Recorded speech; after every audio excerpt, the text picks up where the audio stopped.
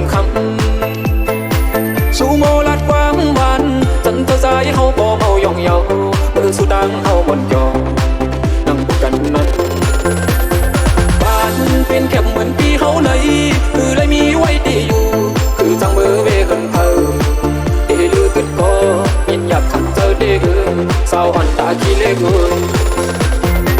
ทำใครผ่านก็ผู้กาเดได้ยันขึ้นมือเยาน้องอ่อนเอ่ย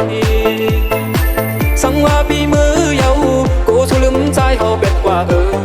ลมใจเล็กไว้อยู่เป็นกำเยาน้องเอ่ย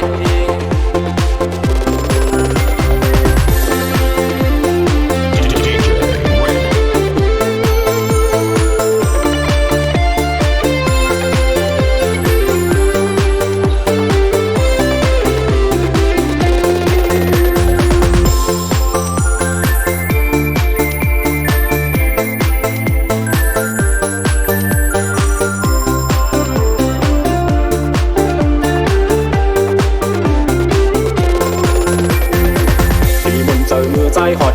เว้งตาขี้เล็กทุ่งบอดหมอกคงเล่นลิ้นตีกวนคอนเมื่ออันใจเฮาเลยมาแอวถึงเลยลือเลยเป็นแค่ยับปั่นโจขาว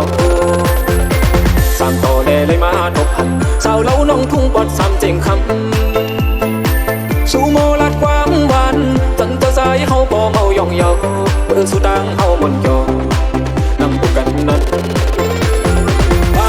เป็นแค่เหมือนปีเฮาเลยคือเลยมีไว้ดีอยู่คือจังมือเวกันเพอเดลือกันก็ยินอยากขันเจอเด็กสาวอันตาขี้เล็ก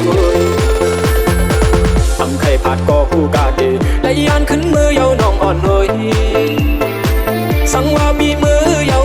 เดเพิ่งเกน้ำเมสายอ่อนเสือให้จะจอมเกียรติศักดิ์ศรีมันลองตั้งหาเขาสอบ